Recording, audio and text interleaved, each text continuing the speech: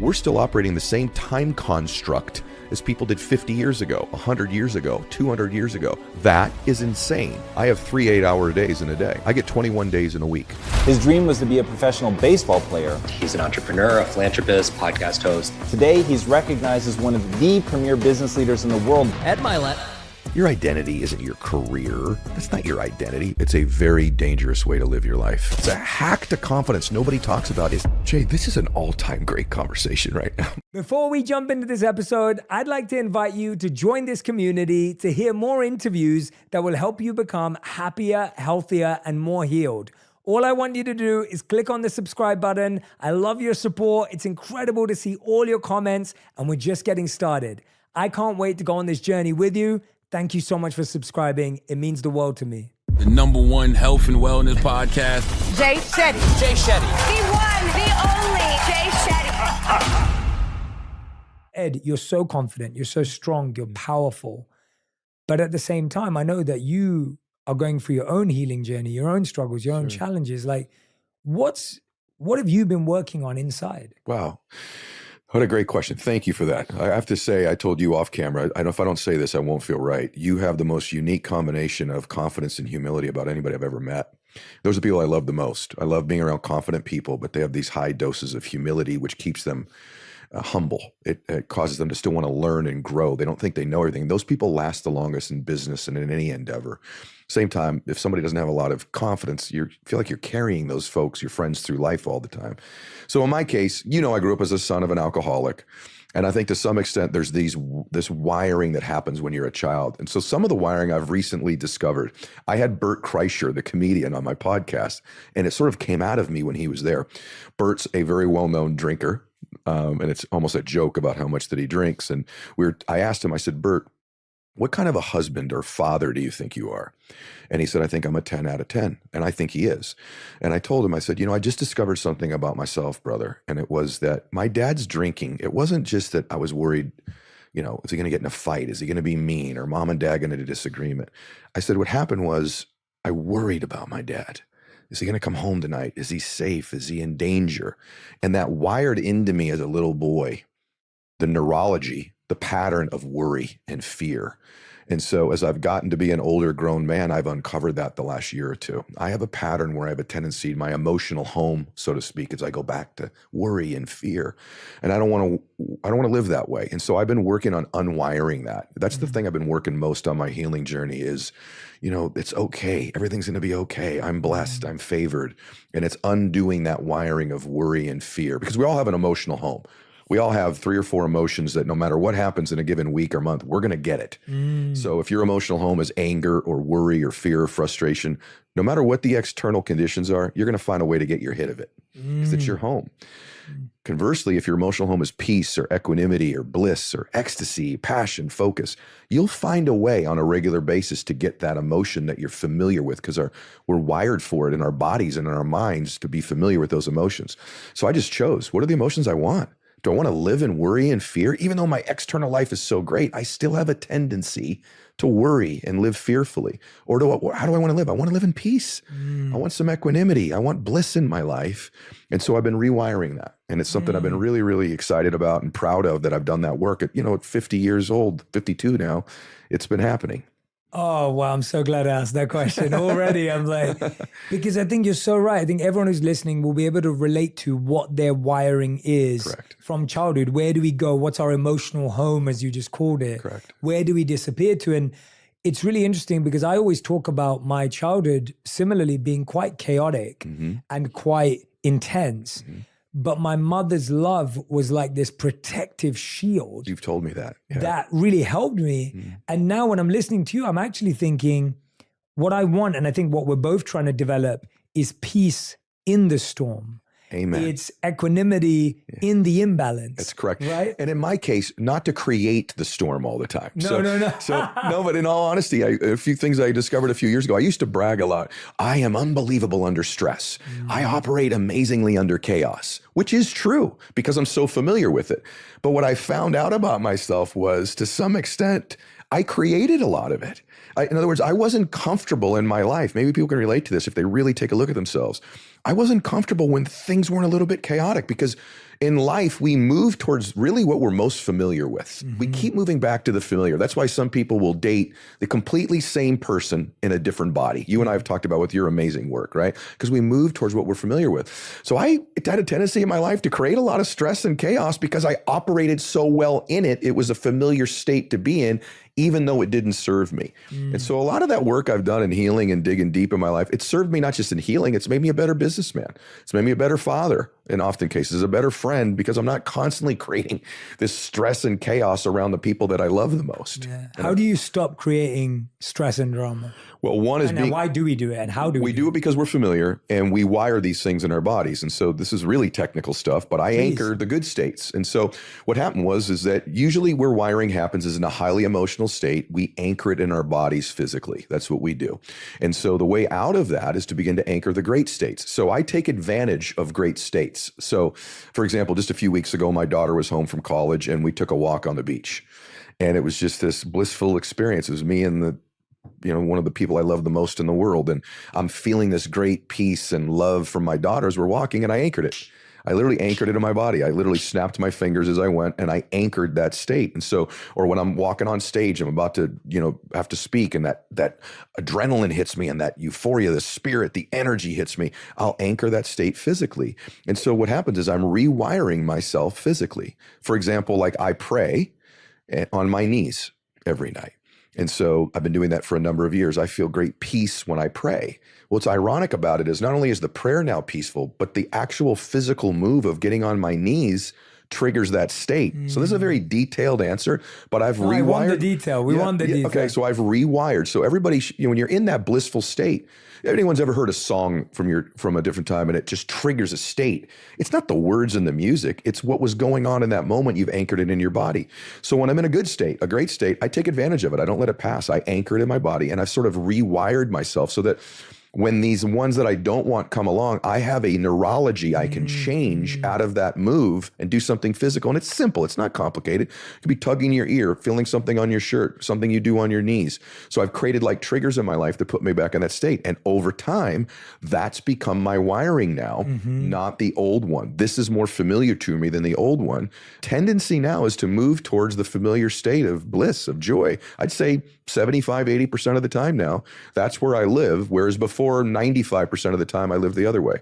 I love that advice. And please be as technical and as detailed as you like, because you spark so much for me. I was thinking that actually the truth is everyone already has subconscious anchors that we're not choosing. And so an example is when I'm working with a client, often they'll say to me, the moment their head hits the pillow, all of their anxiety goes crazy. What is that? It's an anchored state. It's actually your head hitting the pillow. Exactly. That's exactly right. That motion is creating a sense of breathlessness, maybe tight-chestedness, mental anxiety. And until you retrain that act of, I'm going to let my head hit the pillow, I'm going to experience peace. Maybe I'm going to play a sound. Maybe I'm going to feel a certain temperature. Maybe I need to do some breath work. Like until you re-anchor that state, like you're saying, your head hitting the pillow will never change no matter what you do. No matter what you do. The external, as long as the external conditions of your life continually dictate how you feel, you're an out of control human being. So at some point you have to do things internally that change how you feel, because the quality of our life, you know this, is the quality of our emotions. That's the caliber of our life. So I remember a long time ago, I'll tell you a quick story. Please. I had not made money for a long time as a businessman. I finally make some money, right? But my emotional home was fear. And by the way, the other side oftentimes of fear can manifest itself as anger. It shows up as anger. But when you see an angry person, you're seeing a scared person. And so I was a worrier and a fearful person. Anyway, I was building my first dream home. And on the way over there, an appointment had canceled or something. And I was, and then the contractor had messed something up. We've all had that moment. And I walk into this mansion I'm building and I'm mad and I'm stressed and I'm angry and, oh, where's the contractor? And I look into the kitchen and there's 5 men, and there are 5 or 6 men in there. All men had come from Mexico. And these men had left their families. And the reason they had come there was to send money home to their families and work. And they're in there and they were doing work they loved, that they were great at, working on my mansion. And I watched them for a minute. I stood and watched them. And they had their mariachi music playing and they were laughing and joking. and blissful, and also doing work they cared about, that mattered, that they were great at. And in that moment, I stepped back and I almost out of my body, I went, if life is the quality of your emotions, they're kicking my tail. They're winning at life and I'm losing. I have all these things to be grateful for around me, but my home that I keep going back to is fear, anger, and worry. These guys who had to leave their families to come to another country just to support them. Imagine how difficult their life was there. They had to leave their country and their children to come here to work, to support their families. And they're joyous and blissful and doing work that matters to them and that they're great at. And so I decided it's not, you don't want the mansion. You want how you think it'll make you feel. You don't want the relationship. You want how you think it'll make you feel. You don't want to be fit and sexy and jacked. You want how you think it'll make you feel. So what if I could get the emotions? If I could have these emotions, maybe getting the things I want would be that much easier. And so I focus now, everyone has goals of their physical things they want. But for me, a lot of my outcomes now are emotionally driven because I think if I'm in the right emotional state, I can produce the physical things I want. Yeah. You make better decisions. That's right. You're more clear. Yes. Your vision makes sense. I completely agree with you. It's like, and I think a lot of us feel like the more we do, the more we take on, the more amount of things we do, the more likely we're going to be successful. And I wanted to talk to you about this in terms of your schedule, because I know that that's like you and I have talked about very this important privately. thing. Yeah. Like walk me through your schedule. What does it look like right now? It's busy, but I have learned, you and I just were talking about this. I've learned to say no. And I've learned, this is just recent, I'm a people pleaser. And so a lot of times because I am, I have a deep voice and maybe I look a particular way, you wouldn't know that inside as this person, I just want to please people and make them happy because of my childhood. If my dad was in a good mood, maybe he wouldn't drink that day. If I brought home an A on my report card, then he'd show me love. So I conflated in my life, brother, love with significance. And I thought when I would do something significant, it felt like love, but they're two different things. Most people are that way as well. If I can just perform, if I can just do something, people will love me.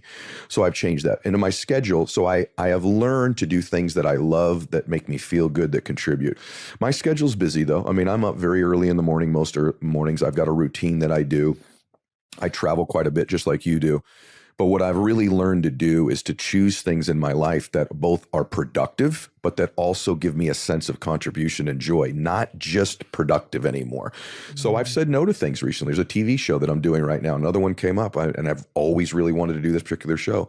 It doesn't serve my current dream. So what I do is I check in and I ask myself, I audit, is that still my dream? Is that still what I want? There's this great clip on social media going around right now with Jim Carrey. I don't know if you've seen this, but I've watched it and I've sent it to so many of our friends. I thought I sent it to you. Maybe I didn't. And he says something in this clip. I'll paraphrase it. I'll mess it up. But he basically says in this clip, he says, I'm going to say something you've never heard an actor say before.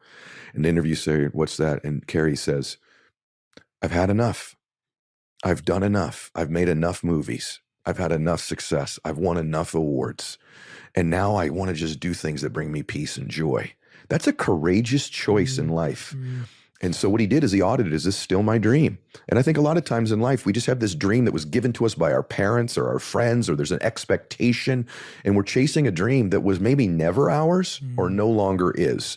And so now I really audit that. I audit the fact of whether or not this is something that is still my dream. Is it consistent with where I want to go now? So, but I'm busy, I'm 12, 14 hours a day. So my physiology matters, my hydration matters, my Junie water matters.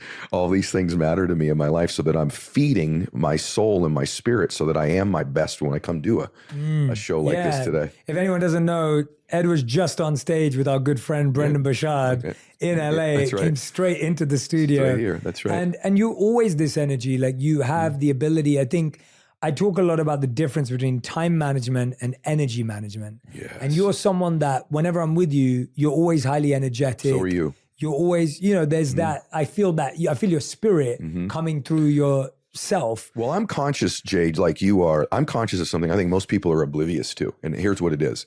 You are always making people feel something. Most people aren't aware of this. No matter what, you're making them feel something. It could be they could feel important and needed and loved. They could feel slighted and invisible. They could feel that you're demeaning to them, but you're making them feel something. So I try to really focus on my intentions. When I met Wayne Dyer when I was very young, at that time he was writing a book. What a beautiful man. I If never people got don't to know meet him. I've only read, special. well, I got to tell you, you remind me a lot of Wayne. A lot. I mean, that, and he was a dear, dear friend. It's just your spirit is very similar. And I don't know a lot of people that remind me of Wayne, but you do. And he was so good to me. But when I met him, it's a funny story. It's a long time ago, but luckily I work out. So I'd won my first trip ever to Hawaii with the company I was at. And I got up in the morning before the sun was up, because that's my routine, beat the sun up. And I ran on the beach. And as I'm running, this man's coming towards me. I could see him, bald guy, sweaty, hairy back. I'm like, I don't want to bump into this guy. And as he gets closer, I go, oh my gosh, that's Wayne Dyer. It was in Maui. And he gets past me. We're both wearing Sony Walkman. That's how old we both are. And I pull my Walkman I had off. one of those too when I was a kid. Yeah. You're dating yourself now. And I go, Dr. Dyer, you changed my life. And don't you love when someone says that to you? To this day, I remember saying that to him. And he takes he had a deep voice like me, takes his headphones off running, and he goes, I highly doubt that. He goes, I bet you changed your life, but how did I help you? And he stops the run, Jay, and he walks over to me, and I end up sitting on the beach for an hour and a half watching the sun come up with Wayne Dyer. And at the end of the conversation, he says to me, he says, Ed, I think you're going to change the world. Now, at that time, I thought I was probably the only person he ever said that to. In hindsight, he probably said that to a bunch of people. And he said, and it's not because of your amazing brain or you have a unique ability to communicate, Ed, but that's not why. He said, you're a good man. Listen to this, what he said, bro. He goes, you're a good man. He goes, you have great intentions. And he goes, if we never talk again, and we ended up talking the rest of his life, he said, I want you to always link your confidence to your intentions, not your abilities, because you'll be chasing that tail all your life, Ed. So if he goes, there's a correct, and he was writing a book at the time called The Power of Intention, but I didn't know that. When I look for confidence, like before this interview or that speech I just gave, or for anybody listening, going into a sales call or a meeting or a first date, your confidence isn't your beauty or your ability, it's your intent. And so that's one thing I know to be true about me. I don't always believe in my ability or my talent. That's fleeting. Or what happens when a speech goes bad or a meeting goes bad or a company goes bad? I don't want to predicate my confidence on that. I predicate it on my intentions. And I'll remind myself, because I actually believe I'm a good person. And I don't think enough people give themselves credit for being good and kind, and that they give people grace and they want to contribute and help. You should generate so much confidence from that intent to serve that you ought to walk into a room and own it, not because you're arrogant or you're amazing, but because your intentions are so good. So this is a shell of confidence, a hack to confidence nobody talks about is intention.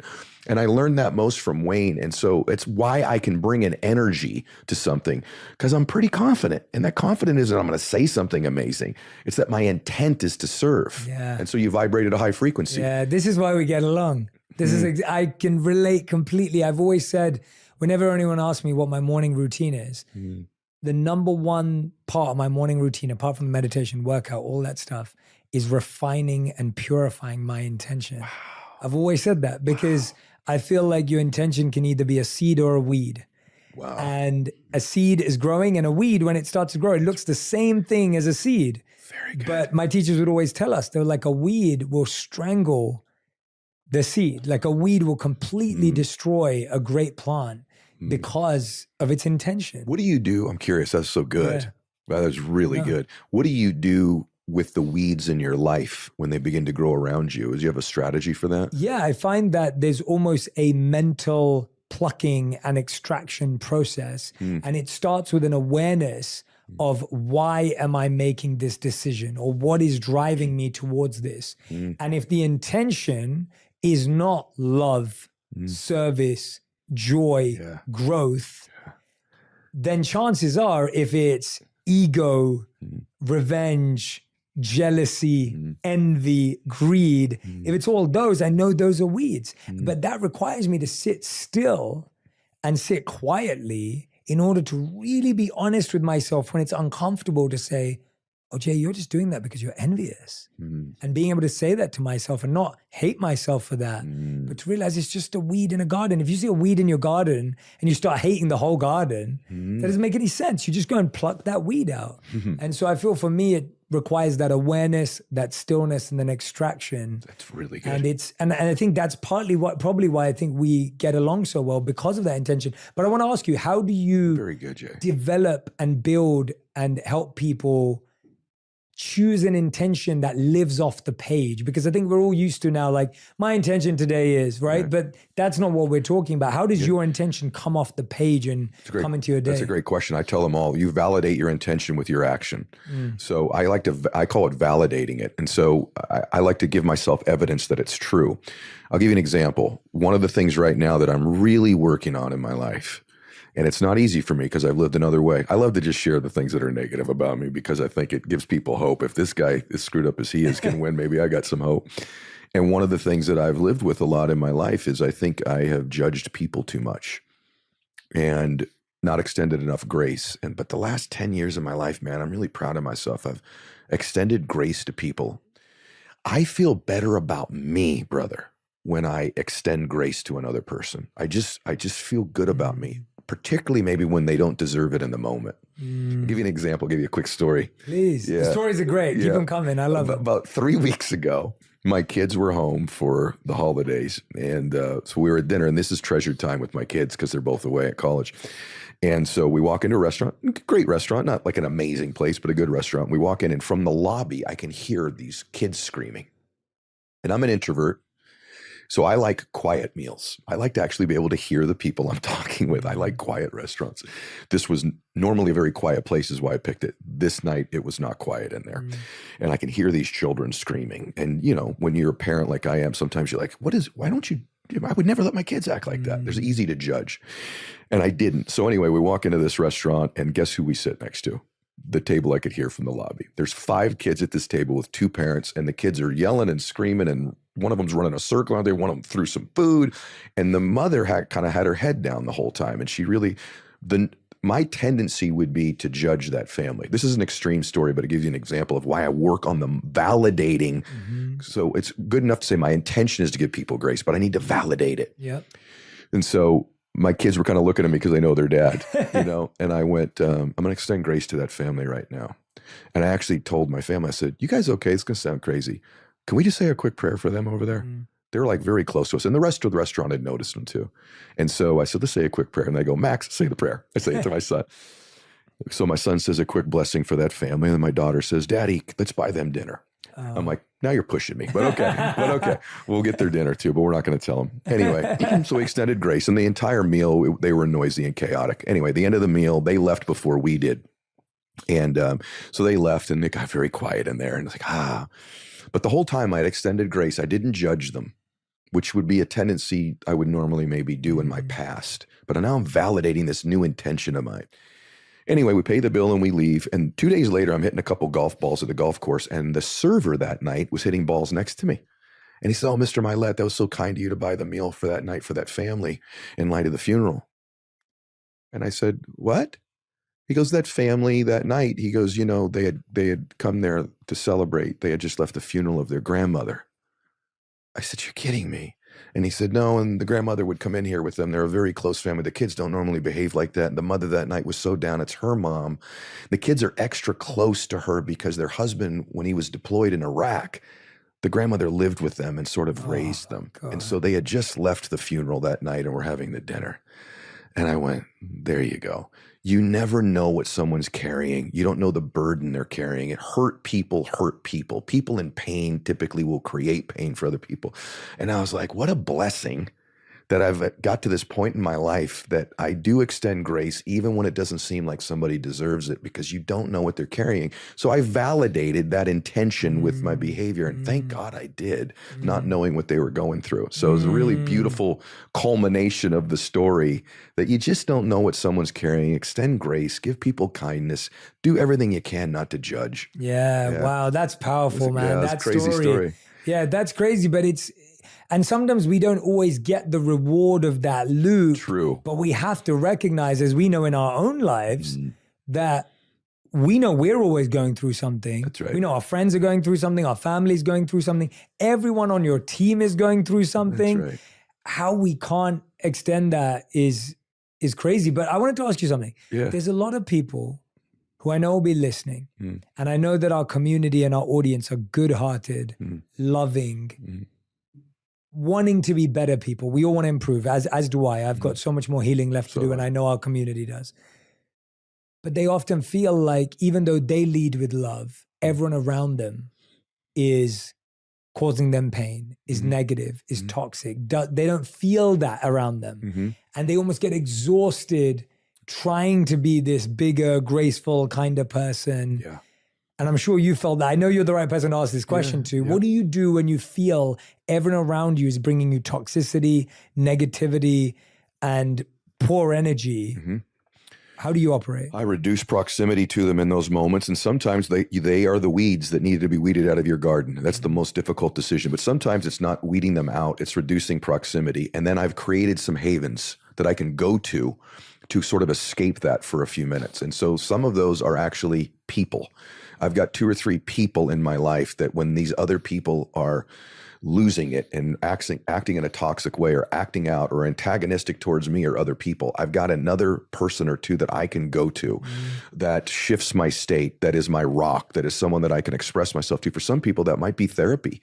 But in my case, I've got 2 or 3 just great friends that I can go to. They set me straight. They give me perspective. Yes. What great friends give me is they give me perspective. This will pass. They're going through something. Rise above this. And see, when some people walk into a room, they adapt to the energy in the room. Greatness is walking into a room and shifting the energy. And so I believe I'm built for those moments, that over time I'm built to shift the energy in the room, shift it. And the way that you do it is, to me, it's just really speaking truth to people.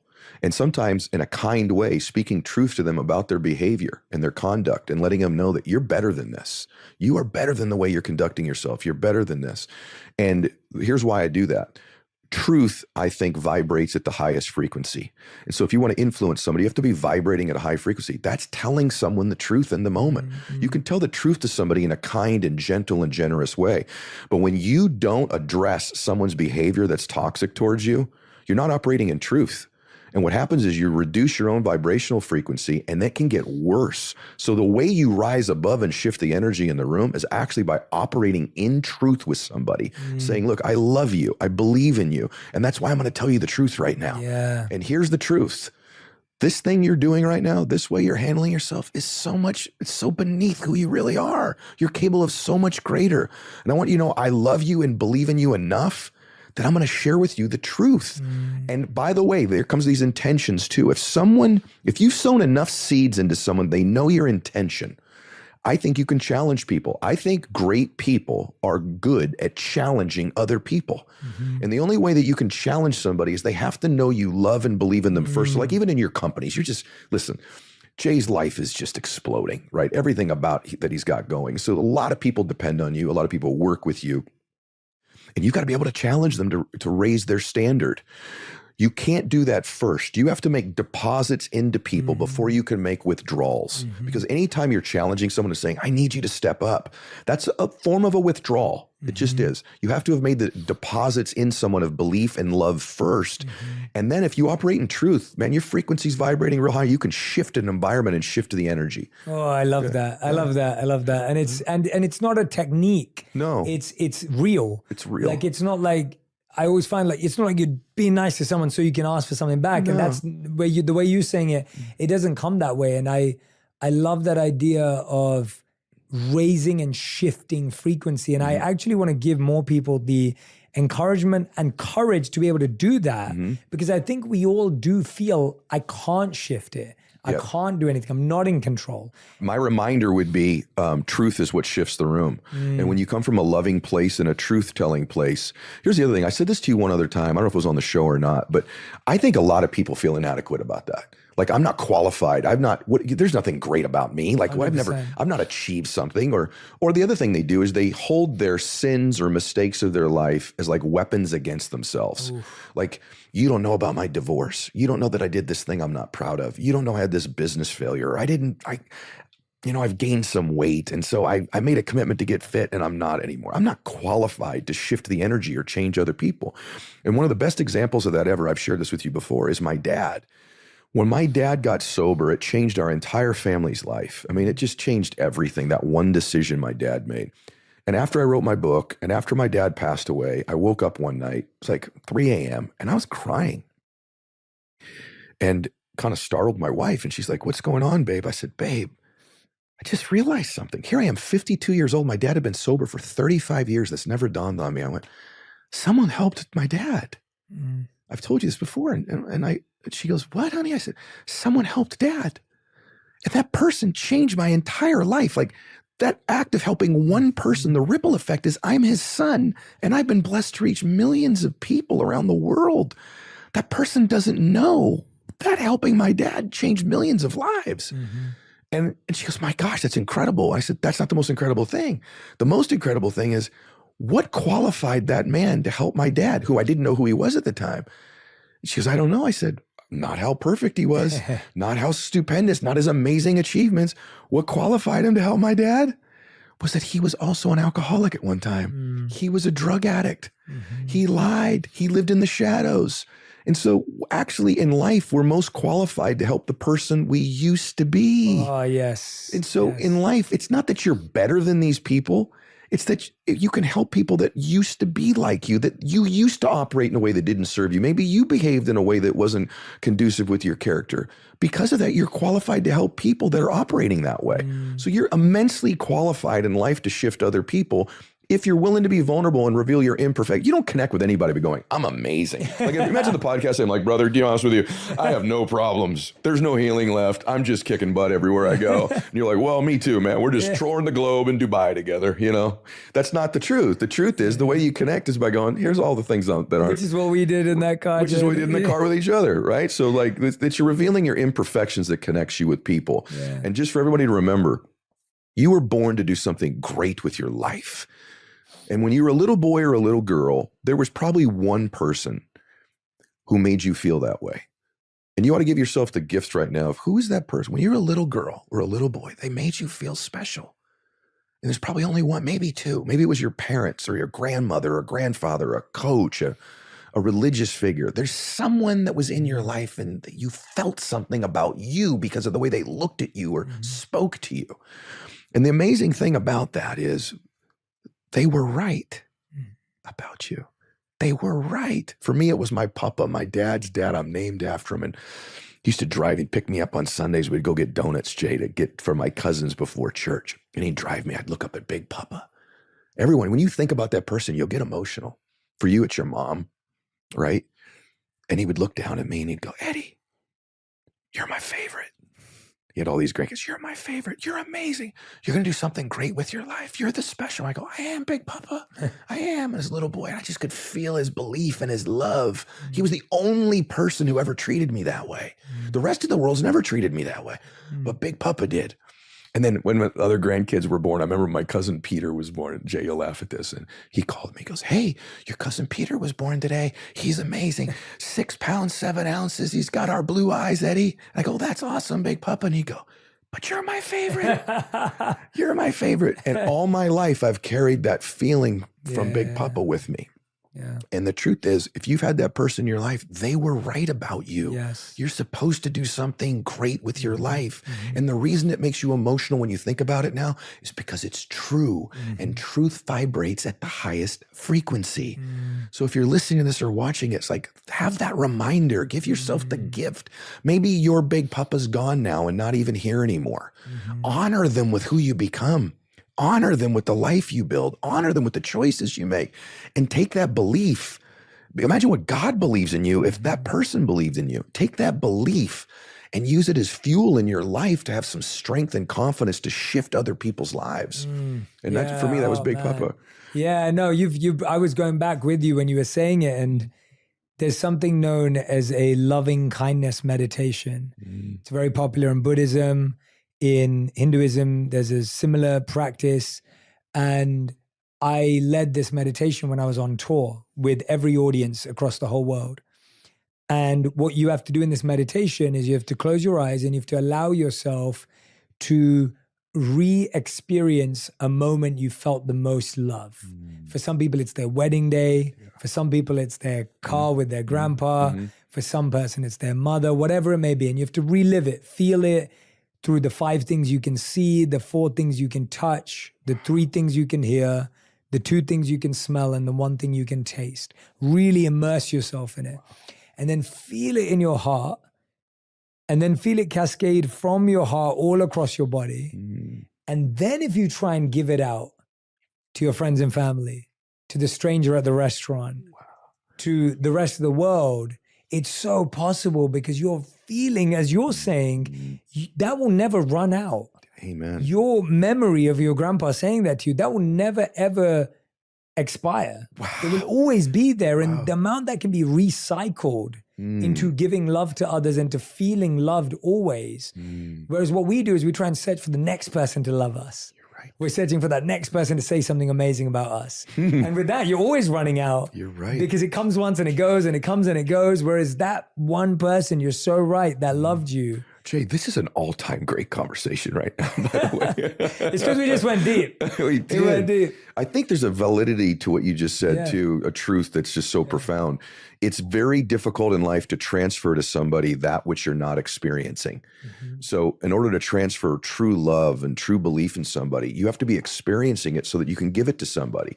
And so giving yourself that gift allows you to give it in abundance to other people. Yeah. That's really good. That's awesome meditation. I think one of the reasons, again, why we get along, but why we're having this conversation is that we both believe in this paradox. So we both talking about currently, at the beginning of this conversation, have talked about very like spiritual, emotional, universal ideas of existence. But at the same time, we're both good at getting stuff done. Yeah, not all philosophy. Correct. Right. And I think that's something that I've always tried to do in my work, where it's like, I don't want anyone in the world to just think that, oh, if I change my mindset, everything's just, because I don't want to fool people and I don't want to mislead people, because I know in my life that spirituality and strategy have had to go together. Yes. That sincerity and structure have had to go together. And I find that that combination is what's allowed me to live a fulfilling and successful life and continue to create it. You haven't made a decision unless you've taken an action to validate it. Yes, exactly. That's the thing that you're exactly right. People that come to our events or may just hear this conversation go, oh, I just really need to sit around and really vibrate high and think about things. No, you don't. You have to put your feet on the ground and you've got to go to work and you've got to the real truth is if you've made a decision and it's real, you'll validate it with your work. You'll validate it with your effort and the choices that you make. And the truth is this, like, here's the other thing a lot of my confidence comes from. I'll be candid with you. And I know this about you. I'm going to outwork you. Here's the truth. I'm going to outwork you. The one thing I learned from my dad is that, listen, a lot of my confidence comes from the fact that I deserve to win. And I deserve to win because I'm working my tail off. And I don't think enough people give themselves the gift of just super hard work. I mean, I know your schedule. You know mine. We were talking about that. But the truth, this is just something I'm saying if I don't validate it with an action. It's like you said with your books, like, I love you. No, that's a verb.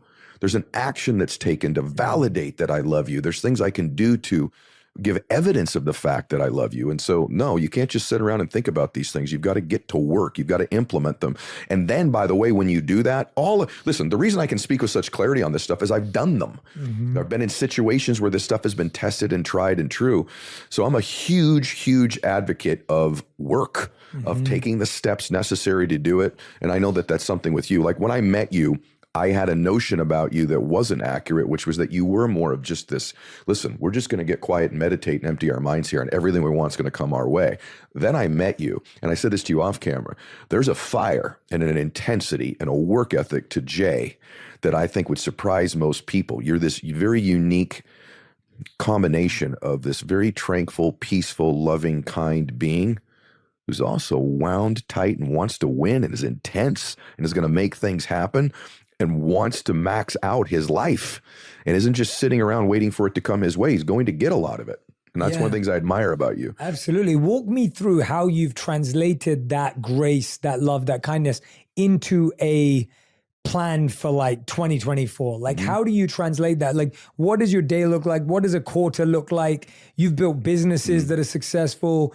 I want to know that part because I love that connection that I'm trying to make here between this sincere heart with this strategic mind. It is my perception of time. And so I believe you can bend and manipulate time. And so here's what that looks like. I don't buy into a 24-hour day. That's an archaic time frame. See, you and I live in an age where, think about it, 100 years ago, if I wanted to get something done, I'd have to write it down somewhere, stick a stamp on it, or put it on the back of a horse a few hundred years ago, and you'd get it in a month, and then you'd translate it, get it back to me in a month. Now I can text you in 3 seconds, but we're both going to manage time in 24 hours. When I was in school, I had to go to a library to research something in a thing called an encyclopedia, right? And then write it all down, type it on a typewriter. If you make one key mistake, you got to redo it. Now I can Google it, print it out, and it's done. Yet the same time frames are managed. And so that's insane, right? I can email, I can text, I've got all these things on my phone. So we're still operating the same time construct as people did 50 years ago, 100 years ago, 200 years ago. That is insane. And so I have a huge advantage in my life that my days are mini days. And so I have 3 8-hour days in a day. I get 21 days in a week. 21 days in a week. And so my first day is 6 a.m. to noon. And in that day, we've all had that day where we go, man, I've got more by 8 a.m. done than I've done in a week. That should be every day if you want it to be. It's your expectation of time. Here's the thing. When something is scarce, it's more valuable. Okay, so that's why a diamond is worth more than a piece of paper, because it's more scarce. When your time becomes more scarce, it becomes more valuable, and other people treat you with more value.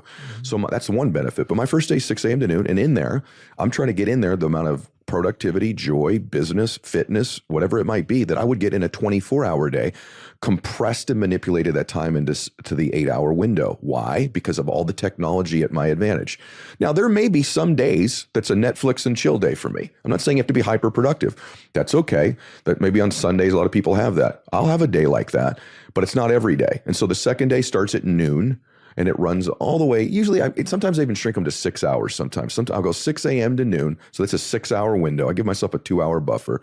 The second day starts from noon to 6 p.m. And in that second day, I'm trying to get the same amount of stuff I would get in a 24-hour day in my 6 to 8-hour window. This year, there's 6-hour days. There's 6 a.m. to noon, noon to 6 p.m., and 6 p.m. to midnight. Now, I'm going to sleep in there. I'm going to get rest. I'm going to have laughter. I'm going to have faith. I'm going to have cooling at time. But now, what happens is at about noon every day, this thing goes off in my head and I evaluate. What did I get done? What do I need to double my efforts on? What can I celebrate? What did I learn? So when an average person does it at the end of their day, I'm doing it at noon, and it now automatically goes off. It's weird. Wow. My mind knows when noon is, and it knows when 6 p.m. is. And the same thing happens at 6 p.m. And then I'll run it again. And so I'm getting 21 days a week. You stack that time frame up over a year. When you get 7 days, and I'm managing time this way, I've compressed and bent time, I'm probably going to win. You stack that up over a year, 5 years, 10 years, and all of a sudden I've had all these more days. And here's the other thing. I just get a longer life. I'm getting multiple lives in one life simply because I've taken control of what time looks like. So they used to be 8-hour days. You asked about 2024. They're now 6-hour days. And so I get more done oftentimes by 10 a.m. than most people will get done in a 24-hour day. And here's what that looks like really quickly. Too many people schedule 1-hour-long meetings if we're going to be tactical. Most meetings don't need to be an hour, but we schedule them an hour because everybody's always done that. So my team knows, is this a 28-minute meeting? Is this a 5-minute meeting? Very rarely are they hour-long meetings, because when you have an hour-long meeting, now you're pacing yourself to fill the hour in. But I've only got a 6-hour day here. So there's a lot of 28-minute long meetings that other people are taking an hour to do. We're just that much more productive, that much more efficient in our time. And so that's how you actually get the day done, is because this 1-hour concept, isn't it? You say, I'll meet you at 9 o'clock. I got 9 to 10 blocked off. Well, why? Most meetings don't need to be an hour long. Most business meetings don't. Most conversations don't. And that, by the way, will give me more time. Maybe my lunch is now an hour and a half with a friend because I've bent and manipulated time in I call them mini days. I'm so happy you shared that, because I just even that concept of us understanding how we're using time in an archaic way and thinking about how many hours in a day in an archaic way. It's bananas to me. That concept in and itself is mind blowing. And you can create your own version of a mini day. Maybe you're going to have 2. Maybe you're going to break your day into 2. You know, me, it was 8 hours and I've moved it to 6 and I felt no difference. But I love that time clock. There's not enough time. Most people evaluate their goals. Like really productive people, they'll do it at the end of a day.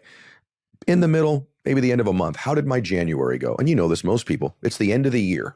So most people's a year. Some will do it a month. Really productive people, maybe the end of the day. I'm doing that 3 times in a 24-hour day now. The breakthroughs, the learning, the course correction, the strategic moves I make that get me back on track when I'm off track. And my bad days are only 6 hours long. Right. So that gives me permission to shift at noon. Okay, this is a new day. I get a do-over. I get to start again.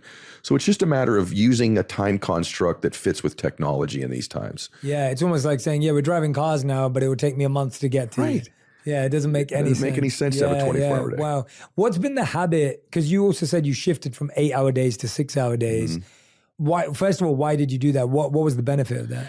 The shift for me was that it was the 1 hour. So I'm like, why am I taking these 1 hour long meetings? That was if I move them to 28 minutes, and by the way, it's awesome. And even you and I, even when we communicate, it's oftentimes, it's like you and I have these beautiful, quick conversations, but by the way, there are sometimes with my friends, I need to go deep and we need 3 or 4 or 5 hours. But I know there's a lot of times in life, like, you ever have that friend that doesn't know when the text exchange is done? You know that person? You're like, all right, man, okay, it's over now. Like, we're both going to go now text other people or do other things. I've just gotten a little bit better at buttoning things up, so to speak, too. Phraseology and terminology. I was in a meeting a long time ago with Alex Rodriguez. I'll never forget this. It was a really great meeting. And I know, you know them as well. And so I was in a meeting with Alex, and I'll never forget. He's a gracious dude. He's a good dude. But our meeting was supposed to end at 1:00 in the afternoon. And I remember we were in the middle of something, and I was at his house, and it was back then, it was actually at J-Lo's house, but Alex was there. Anyway, and I remember at about 12:58, he looked at his watch, and that gave me a cue. And at 1:00, he just stood up, kind of in the middle of the meeting. And that signified the meeting was over. And it wasn't rude. His team just knows when the meeting, time's up, we're done. And what that did is that set a context and a tone that when we have a meeting that's this long, that's how long it is. And setting up those kind of disciplines and kind of barriers around your life, guardrails around your life, protects your time. And it's uncomfortable to do that because we feel, as people pleasers, which a lot of us are, we're scared to do that because we're thinking, oh God, if I stand up, is everyone going to think like I'm like stuck up? Like, there's going to be that sense. How do you deal with that discomfort and that awkwardness of I'm setting a boundary to protect myself, but I'm scared how people are going to perceive me? It's just being gracious when you do it. And it's also eventually what I've found is, like I said earlier, people now respect my time a little bit more. I become more, listen, there's a pace and a rhythm to success. Here's something no one talks about when it comes to success and being productive. And you know this. There's a rhythm and a cadence to it. It's an invisible thing that the people that are winning somehow have found themselves, you know this with the actors you've worked with or entertainers. It's hard to express, but they found a rhythm and a cadence to their life that creates momentum in their life. Momentum's a major magnifier in life. When you get momentum, but there's a rhythm to it. And when you sort of aren't disciplined with your time and a meeting runs over 10 minutes or 20 minutes, you are not in the rhythm of success. There's a pace. It's not hurried. It's not hurried or rushed, but it's a little quicker than most people know. Successful people walk a little faster. They're in a little bit more of a hurry. They talk a little faster. There's a rhythm and a pace and a intensity, a passion to the dialogue and the conversation. You know exactly what I mean. And it's invisible. Maybe you can express it well right now too. Have you seen it? And until you find that, you're not really in the rhythm of hyper productivity or bliss or success. And when you're around people that possess that rhythm, you feel it. And it isn't demeaning when they do it. There's a graciousness to it and a respect you have that they respect themselves and you enough in that moment to be organized enough and disciplined enough not to let it bleed into a place that it doesn't need to go. You know what I mean, right? Yeah, it's actually looping back. I'm so glad you raised that because it's such a subtle point. And to me, it comes back down to something I raised earlier of this energy and time balance, because the question I ask myself is, the time that I set the meeting is based on when I think my energy will be best. And the amount of time I give a meeting is the amount of time I can give intense 100% energy. So I'm not, for example, when I'm recording a podcast, we do 2 podcasts a day maximum. The reason for that is I know if I did a third one, I have the time to do a third one, but my energy is not there. My presence is not there. I'm not at 100% intensity, which means the quality drops. Really? So it's also not just doing more, as you're saying. It's not just doing more because I can squeeze more in a day. I just know the third podcast is going to be the worst one that I record. And so we don't do it. By the way, you should have told me that about 2 years ago.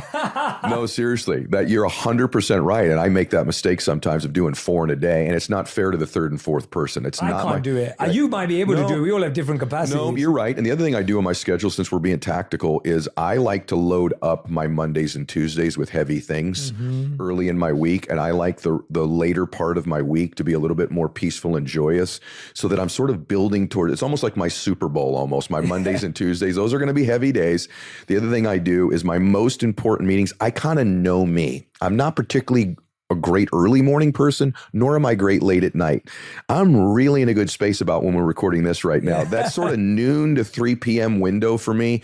I don't know if I'm the most hydrated. I've already worked out. So my really important meetings, I try to schedule in my highest energy state when I know I'm peaking in my given day. So you're 100% right about that. Yeah, and I think these are the mechanics of how you connect energy and the real world, because you can't just say, oh, I worked out this morning, I feel good, everything's going to go all right now. And I think we have that we have this checklist mentality of, if I've done these 3 things, then everything else will go okay. But actually all the other stuff needs to be managed and intentionally designed. I think I've been talking a lot about this recently with people, that I think often we think if people are casual or relaxed or laid back, then things will work out better. But actually you find, as you're saying, most success, productivity, and joyfulness is intentionally designed in order to create an experience. And I wanted to get your thoughts on that. Like, you're a billion% right, Jay. The higher you climb, there's all this other stimulus happening in your life, right? So if you don't create those constructs now, when you get to a point where like you get the things you want in your life, the demands on your energy and time only increase. And your ability to manage that and create structures around you that keep you productive, that is a huge thing you've just shared. I've watched a lot of people climb to a point, and when they get to that point, they didn't create new structures around them to support the next level. Every level you climb requires a different type of energy and structure. And so some things, even that I'm doing right now, I know maybe 4 or 5 years from now, I'm going to have to reevaluate those that'll change with the conditions of my life. For me right now, as busy as I am, it requires more intent to structure than ever in my life. And if I didn't create them when things weren't quite this busy, I don't think I would have continued to float into the next state. And I've watched a lot of people get to a place and then they can't navigate that next level because of the structure, maybe the lack of a team around them, quality people, management of those things. And so I'm always trying to be ahead structurally to my results. Yeah. What most people think is, I'm going to produce this thing, and then when I get there, I'll figure it out from there. That stagnates your growth. You've got to be preparing and expecting that growth and creating the structures around you to facilitate it so it continues to flow. So good. So good. And I think we get sentimental. Like like, it's so good. I can't let go of this habit or this structure or this thing because it got me here. That's so true. And I feel like you have to get really non-sentimental. Like, You're so right. Like what you're saying about this preparing. Well, mine's my morning routine. I used to have a very long morning routine: cold plunge, meditate, pray, gratitude ritual, stretch, and the thing got so long that I'm like, my gosh, I'm 2 hours into a routine here. I got to get to work. I got to get some stuff done. And so you kind of and what it was is I started to accumulate these sentimental things that, man, that day I cold plunged, I had a big speech that day. So I better keep cold plunging every day, and I better keep, and I started stacking up this closet full, and I had to come in. It's like an old closet full of clothes. I had to go, which of these don't I wear anymore? Yes. And I'm going to take this one and give it away. And so you're right. It's the sentimental holding on to things that got you where you are won't get you where you're going. And so I have to constantly kind of audit my closet, so to speak. And so my morning routine now is nowhere nearly as sophisticated as it used to be. It's much more brief, but it serves me now. Yes. It serves who I am now. It serves my ambitions and goals now. Yeah. And so you're 1,000% right about that. Yeah. A lot of people I speak to as well, they struggle with, and I've struggled with this in the past, where you know what you need to do.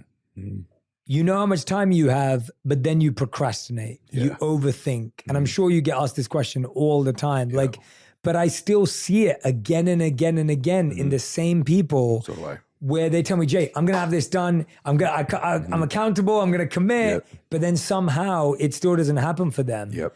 What have you found is really useful insight for someone who finds themselves constantly getting stuck? They know what they need to do. They know how much time they have, but they keep procrastinating and overthinking. One, you're trying to get your life back to your identity. You and I have talked about this analogy before, so I'll be quick with it. But your identity, your personal belief in yourself, your identity is like the thoughts, beliefs, and concepts you hold to be most true about you. It's a thermostat setting on your life. We talked about this before. I'll give you two things. So like this studio we're in, I don't know, 72 degrees in here right now, something like that. The external conditions, it's a cold, rainy day here in LA. The external conditions, it's 50 degrees outside. That does not affect the internal thermostat in this room. It is 72 degrees. If it was 90 degrees outside, the air conditioners will come on and cool this room back to 72 degrees. You procrastinate because your results are about to exceed your identity and you're turning the air conditioner on. So if right now you're getting 72 degrees of, you believe in yourself at 72 degrees of wealth or abundance or productivity, and you've started to heat it up to 85, 90, 100 degrees, you subconsciously turn the air conditioner on of your life to cool it back down to what you really believe you're worthy of and you deserve. So the deep work is you got to raise that identity of what you believe you're worth to 85, 90, 100 degrees. How do you do that? Typically proximity to people who live at that thermostat setting. They will heat you up to theirs. So that's a huge one. That is a huge, I just want to make that, you made that sound so simple and you made it really easy. That is the huge one. That is it. It is at that gut level. I watch it. That's why you'll see somebody who, for example, their love thermostat is 72 degrees and you go on, you double date, they're with their dream person. You're like, oh my gosh, they're in love. It's blissful. They're at 90, 100 degrees of love in their life. And a year later, you run into them and you're like, so how is Steve or how's Janice? Oh, it didn't work out. What happened was they turned the air conditioner on and cooled it back to what they believe they deserve oftentimes. Or wealth. We've all had these friends that they're 72 degrees of wealth and all of a sudden, man, their business is kicking 85, 90, 100. And what happens is it seems coincidental. Oh, supply chain. Oh, this or that. A customer broke off. A car broke down. I had to loan money to a friend. No, those were circumstances. What really happened was you turned the air conditioners on and you cooled your life back financially to believe what you believe you're worth. Same in your body. Someone's 72 degrees of fitness. They're getting in shape. They've lost the 10 pounds. They look great. And you see them in a year and they've come all the way back and gained it back. And you're like, what happened? They turned the air conditioner on of their life and got back to what they believe they're worth. You got to change that thermostat setting. And it's typically like in my faith life.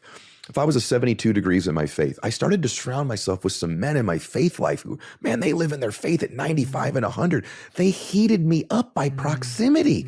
Now my thermostat setting's different. So that's a biggie. The second one with procrastination is you've developed a false belief system in yourself of what you need to know to take action. And so successful people are willing to step into the unknown and the unprepared more than people who are unsuccessful. Now, I'm not saying I don't like to research, like, you're super prepared for today, so am I. But there are just situations in my life of what I think I need to know is much lower than most people to step into the space and perform. So procrastination is really saying, I got to know a little more. I got to prepare a little bit more. I got to get a little bit more ready, a little bit more ready, a little bit more ready. And you keep raising the readiness quota to a point where you never take action. And so you got to get to this point where you're like, I'm going to get into the room. I'm going to start to write that paper. I'm going to start the book. I'm going to get into that and I'll figure it out when I get there. And most people that are successful have this internal belief system that I don't need to know everything to take action. I just need to know enough to get in the room and I'll figure it out from there. And you've known this with all the successful people you've coached. That is something they possess in droves, is the ability to get into a space and step into a room and figure it out from there and not have to know everything. And that's how most of them discovered their passion. They even discovered it because they were just pushed into it. I remember the first presentation I ever gave, the speaker had canceled. Really? And my friend said to me, well, there's no speaker, you've got to give the talk. And I was just like, what do you mean I've got to give the talk? Like the speaker was really like well known and like in the community and all the rest of it. And they're like, no, but we haven't got a backup and we can't invite someone last minute because it would look bad on them. But because you're a nobody, basically, you can give the talk. Wow. And I was just like, so I started preparing and I had 3 days. So I started preparing, I started doing it. I went up there and I just did it and I loved it. And I was like, oh, this is my, this feels right for me. And I would never have discussed that if I didn't get pushed into it. it would never have happened. That's a beautiful Right? story. It would never have happened. Yep. And so I think so many times that you're so right. And I love that you addressed the first part about belief of what we deserve. Mm-hmm. I just want that to sit with people because Ed, the way you like just put that out there, like I'm like, that is exactly it. That there is some part of us that just doesn't believe we deserve the level of success we're striving for. Right. And those subtle subconscious air conditioners of our lives that cool down show up as coincidences, but really they're not. They're by design because you're going to cool your life back to what you believe you deserve every day. When I work with athletes, they're like, what do you do with the pro athletes you work with? I'm mainly, this, even what do most people want when someone's really successful? What are you working on? I go, usually their identity or their confidence. It's usually those two things. And their identity is the more important thing. Now, the other thing that happens for a lot of people with their identity is they'll attach their identity to the external, to their beauty, to their performance, to their career. And then when they lose that career or they lose that NFL football career they've got, then they don't know who they are without it. So this identity should be deeply rooted in who you are, not just what you do. That's a long term. Let's talk about that because I've been playing around with that a lot myself lately, and in trying to articulate that because I think the world has convinced us that what we do is our value. So even people's introductions to themselves is, oh yeah, I'm an accountant, I'm a lawyer, I'm an author, I'm a coach, I'm a podcaster, whatever it is. We're describing I am followed by a doing word, not a being word. And so even our value in society is, oh, so-and-so went to that college or so-and-so has that job. Like we see value. And even in the past, the way you had value was someone was a blacksmith and someone was a baker. And that was their value. And then even before that, we used to barter because of what we did and then we could trade that. So much of our identity for hundreds of years has been tied up in what we do. By the way, you're so brilliant, bro. I love our conversations. It's a very dangerous way to live your life. When your identity is tied up in what you do rather than who you are, as you say, being, you're in a very dangerous place. Because if it's tied to those things and then they don't exist, you're completely lost without them. And it is a very shallow, and I don't mean like shallow in the sense that shallow like a treasure. I mean, there's not a lot of depth to that identity that is long lasting when it's attached to what we do or what we look like or what we've achieved. You'll say that you're right. I just met someone the other day who I knew immediately they lacked a strong identity because they immediately just resumed me.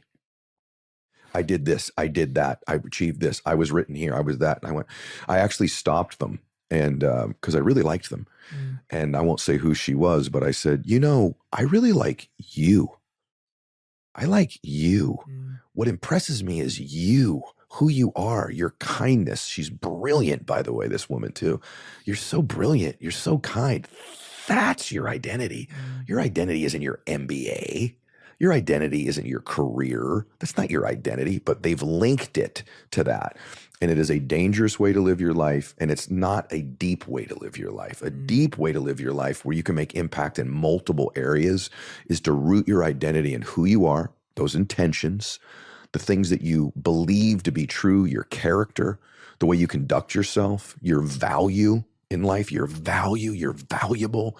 That's where identity is deeply rooted, not in the external. It's okay to be proud of your degree or your achievement or your career or your company. That's different. Being proud of something and having a sense of, gratitude for what you've achieved, that's great. But when you link your identity to it, you're in a dangerous and shallow place. Absolutely. Last question, Ed. We've talked about peace. We've talked about productivity. How does it not lead to burnout when you're trying to do all this, right? You're working on the internal self. You're working on the productivity. It's like, gosh, Jay, I'm exhausted trying to do all this and exhausted trying to manage. Like, I want to be successful, but I want to be spiritual. I'm trying to do it. I want to be everything and do everything. Like, how have you managed and what have been your reflections on burnout, exhaustion, and then of course ruining relationships in the process? Well, I've done all those. So I have experience in burnout and ruining relationships and messing things up. And here's what I've learned. I want all the things I want, but I don't have to have them right now. And it's the right now of life. I got to be in a hurry. I got to do it. I got to do it now. There's a power of now. Some people lack the ability to operate in the now.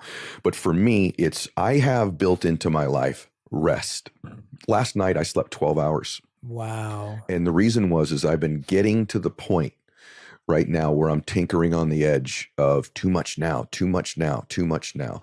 And so I reflect back on my faith. I reflect back on, there's basic things I know you do, but I'm a big person on earthing and grounding. I love to get outdoors. I love to put my bare feet in the ground and let that recharge me. I'm real big on my recharge stuff now. And sometimes that means lots of sleep, believe it or not. I used to brag that I got 5 or 6 hours of sleep and I could operate on that. And I've learned over time, maybe there's a season for that that's great, but there's also a season where I listen to my body. You're the best at this, but I've gotten better at listening to my spirit and my body. And when my spirit is screaming at me, you need to rest. You need to recharge. I listen to my body, especially at 52 years old. My body will speak to me even more now than sometimes it ever has in my life. And I listen to it. And I've given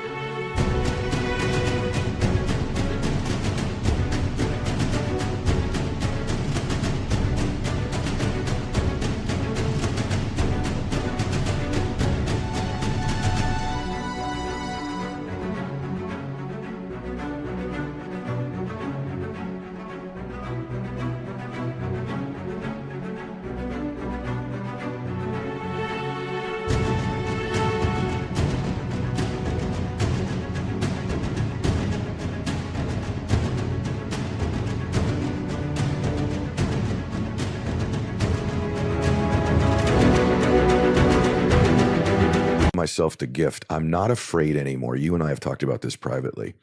I'm not afraid anymore that I'm going to lose momentum. I can say no to something. I can rest. I can recharge. I can reflect. And it doesn't mean I'm going to lose momentum. I used to believe if I don't keep going, I'm going to lose the momentum I've got. And the truth is that's an insecurity in me. That's my lack of identity screaming at me. And there's really 3 things, whether you believe in whatever your spiritual beliefs are. But if I was the adversary or the devil, what would I do to try to get you off track? What would I do? There's really 3 things. The first thing I would do is I get you to doubt. 3 Ds. I'll get you to doubt. Can I get Jay Shetty doubting himself, doubting that it matters, doubting his ability, doubting he can go to the next level? I'm going to get him to doubt. Well, that's been happening. Yeah. Me too. Yeah. Me too. I can see it on your face right now. Yeah. Me too. Doubting me. The second thing is I'll get him discouraged. I'll have a real critic. I'll have some hits. Have him have a miss or 2. Swing and a miss, right? If I can get him discouraged, then I got him. And the third thing, if I can't do that, or I'll do both, I'll get him a bit delusional.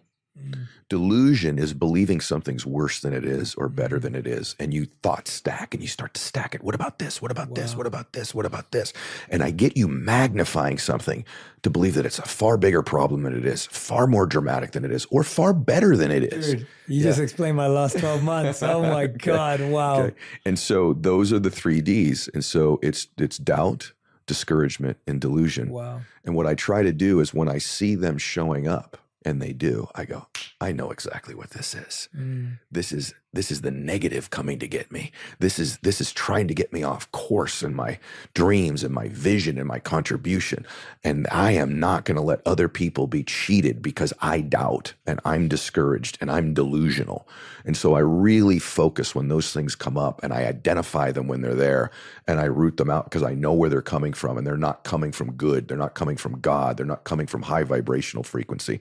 They're coming from the worst of the worst. And so I absolutely rid them out when they show up. Ed, that is a huge gift to me. You have no idea. You have no idea. Okay, brother. Well, good. Genuinely, you have no idea. Well, you're a gift to me every time. That is, no, that's a real gift. Ed Mylett, everyone.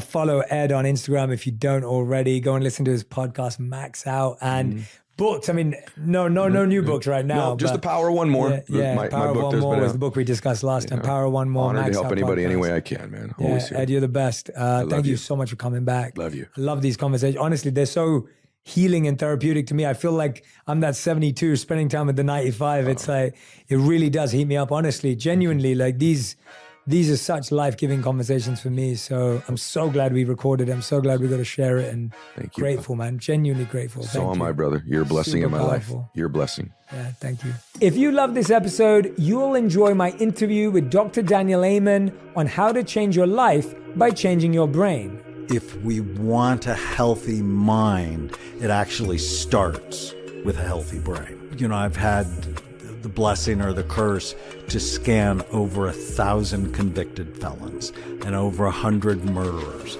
and their brains are very damaged.